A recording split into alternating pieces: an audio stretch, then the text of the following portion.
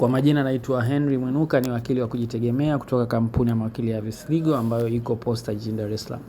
Sasa kuhusu swala la wakili au wanasheria ambao wanatoka nje ya nchi, nje ya Tanzania kuweza kuruhusiwa kufanya kazi za kiwanasheria au kiwakili Tanzania, inatakiwa ifahamike kwamba kwa kawaida kuna baadhi ya wanasheria au mawakili wanaotoka nchi ambazo ziko chini ya Jumuiya ya Madola. Hao wana uwezo wa kuomba kibali maalum kwa jaji mkuu wa mahakama yetu ya Jamhuri ya Muungano wa Tanzania.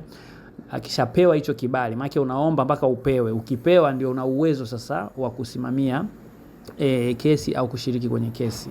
Kinyume na hapo, anaweza mtu ambaye ana kaliba ya kisheria au mwanasheria kuja Tanzania kufuatilia au kusikiliza masuala yanayohusiana na kesi, lakini sio yeye kuingia kwenye kumbukumbu za mahakama kama wakili au kama mwakilishi wa mtuhumiwa yoyote ambaye ana kesi mbele ya mahakama.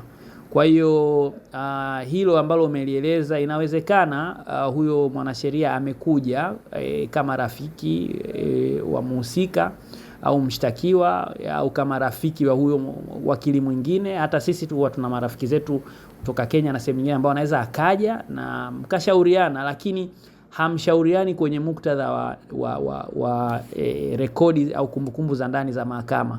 Mtashauriana nje ya mahakama na vitu kama hivyo. Kwa hiyo anakuwa tu ni kama watu wengine ambao wana uwezo wa kuhudhuria au kuja kwa muktadha huo, lakini ili aweze kufanikiwa kupata kibali cha kuwakilisha mtu au kumsimamia mtu ambaye anashtakiwa ndani ya Jamhuri ya Muungano wa Tanzania, kwanza ni lazima awe anatoka katika nchi za Jumuiya ya Umoja wa Madola, lakini mbili, lazima awe ameomba kibali kutoka kwa jaji mkuu wa Tanzania na vile vile awe amepewa hicho kibali, ndio ana uwezo wa kufanya hivyo. Asante.